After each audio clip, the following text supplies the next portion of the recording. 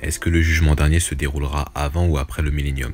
Le jugement dernier, qui est un terme pour appeler le jugement des incroyants, se passera après le millénium et donc se passera après que Satan le diable sera jeté une bonne fois pour toutes dans le lac de feu et de soufre.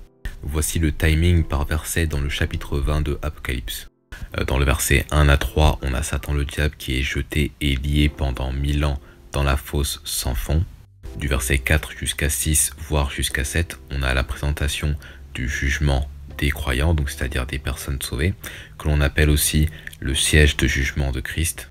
C'est ce qu'on voit au verset 4. « Et je vis des trônes, et ils s'assirent dessus, et le jugement leur fut donné, et je vis les âmes de ceux qui avaient été décapités pour le témoignage de Jésus, et pour la parole de Dieu, et qui n'avaient pas adoré la bête, ni son image, ni n'avaient reçu la marque sur leur front, ou dans leurs mains, et y vécurent et régnèrent avec Christ 1000 ans. » Pendant le siège de jugement de Christ, chaque croyant seront jugés selon leurs œuvres pour les récompenses et couronnes célestes si et seulement si ils ont œuvré pour Dieu dans leur vie chrétienne.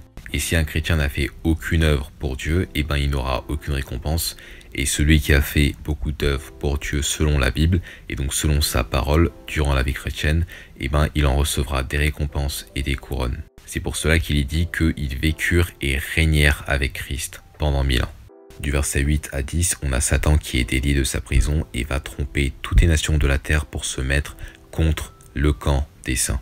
Mais son plan sera un échec parce qu'il sera directement arrêté par Dieu et puni et sera donc jeté en enfer avec le faux prophète et l'antichrist dans le lac de feu. Et pour finir, du verset 11 jusqu'à 15, on a le jugement dernier, c'est-à-dire le jugement du grand trône blanc, donc qui se passe après le millénium et après que Satan aurait trompé toutes les nations pour se mettre contre le camp de Dieu.